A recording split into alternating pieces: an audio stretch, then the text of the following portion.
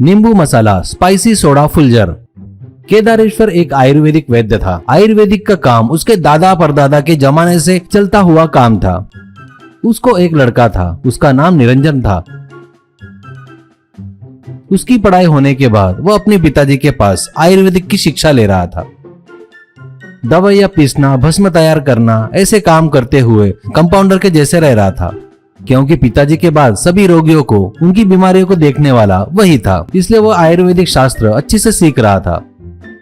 उसे उसके पिताजी की एक बात पसंद नहीं थी। वो एक दिन पूछता है, पिताजी, आप ये आयुर्वेदिक दवाइयाँ खुद तैयार करते हुए यहाँ के आने वाले सभी रोगियों को एक जैसी दवाई देते हो और उतनी ही फीस लेते हो, और वो जो जितना देते हो उतना ही लेते हो, और बड़े बड़े अमीर लोग और गरीब लोग सभी लोग एक जैसा पैसा देते हैं। ऐसा क्यों पिताजी? आप उनसे पूछ के ज्यादा पैसे ले सकते हो ना? ऐसा पूछता है। पिताजी, बेटा, अपन जो वैद्य का काम कर रहे हैं वह बहुत पवित्र है। अपनी नजर रोगियों को अच्छा करने पर होनी चाहिए और उनके अच्छा करना ही हमारा काम है। उनकी बीमारी ठीक होने के बाद वह हाथ जोड़कर जितना दिए उतना ही लेना चाहिए। बस अपन अपने काम में उससे ज्यादा कमाने की लालच नहीं होनी चाहिए। यह निरंजन को पसंद नहीं आता। वो मन में बोलता है, जमाना बदल गया है पिताजी, लपेट के बैठेंगे तो किसी काम के नहीं रहेंगे। अपना वंश प्रतिष्ठा नियम अपने को खाना नहीं देते। आज के जमाने में जिसके पास पैसा नहीं है शमशान में भी प्रवेश नहीं मिलता। मैं लेकिन आज के बाद पैसे कमाने पर ही नजर रखूंगा, ऐसा सोचता है। एक बार केदारेश्वर बुखार से खटिया पकड़ लेता है। फिलहाल वो जिन रोगियों का इलाज कर रहा था उनकी लिस्ट बताकर,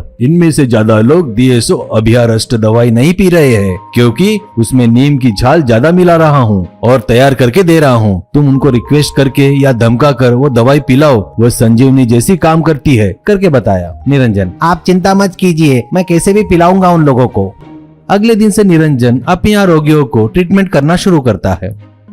निरंजन के दवाखाने के आगे एक सोडा बेचने वाले की दुकान से 10 नींबू सोडा लाकर बढ़िया स्वादिष्ट मसाले नींबू का रस सोडा के पानी में मिलाकर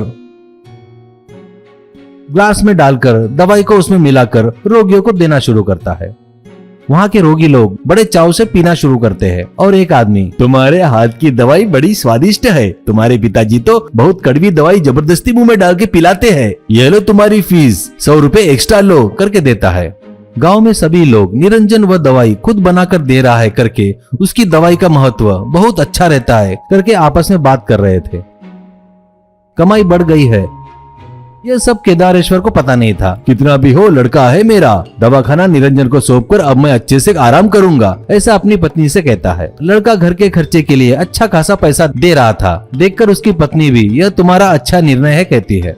एक दिन निरंजन का दोस्त अजीत, क्या रे, तेरे पिताजी रिटायरमेंट लेने के बाद तू भी अपने पिताजी के जैसा बुद्धू जैसे बड़ी ईमानदारी से रोगियों की सेवा करते हुए अपने आप को धन्य समझ रहा है क्या? उजाला रहते ही घर को ठीक से रख ले रे। 4 पैसे कमाकर अच्छे से शादी करके सेटल होने के बारे में कुछ सोच। ऐसा कहीं भी नहीं है जिसको बीमारी नहीं है। वह लोग भी तेरे आगे लाइन लगाकर तेरा नींबू मसाला स्पाइसी सोडा फुलजार के लिए धक्का मुक्की करने लायक करता हूँ मैं, लेकिन तू जितना कमाएगा उतने में से आधा देना पड़ेगा। निरंजन, मेरे घर वालों को भी जितनी चिंता नहीं है, तुझे मेरी काफी चिंता है रे। तू मेरा सच्चा दोस्त है, बता मैं क्या करूं? अजीत, ऐसा बात किया ना मेरे दोस्त, यह ले सैंपल, इसे अपने दवाई में मिलाकर सोडा बनाकर देते जा। अब से देख रहे भाई तेरा तड़का। ये दवाई 1 किलो चाहिए ऐसा तो मांगेगा मुझे, देख ले भाई।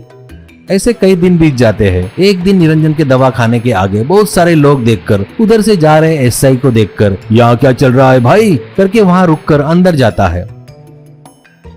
और निरंजन एक रोगी को नींबू मसाला स्पाइसी सोडा, भैया 2 गुट पीकर 2 मिनट आंखें बंद कर लो, ऐसा कह रहा था। ओहो, तो तू अपने दवाखाने में रोगियों को यह दवा पिला रहा है? क्या चल रहा है ये? चल पुलिस स्टेशन, बोलकर निरंजन की कॉलर पकड़ता है। वहाँ खड़े हुए रोगी यह देख के उनको बहुत आश्चर्य होता है। एक आदमी, क्या हुआ सर, हमारे डॉक्टर साहब को ऐसे क्यों ले जा रहे हो? गुस्से से कहता है। SI, क्या बताओ तुमको, आयुर्वेदिक दवाई बताकर सोडा में जो गांजा पाउडर मिलाकर तुम्हारे घर को, तुम्हारे शरीर को खराब कर रहा है। अभी तो भी सोच समझकर, दिमाग लगाकर अच्छे डॉक्टर के पास जाकर अपना इलाज करवाओ, करके बोलकर निरंजन को लेकर चला जाता है। ऐसे जेल की जिंदगी बिताकर निरंजन की अकल ठिकाने आ जाती है। फिर वो अपने पिताजी के साथ मिलकर ठीक और सही ढंग से आयुर्वेदिक इलाज करते हुए जीता है।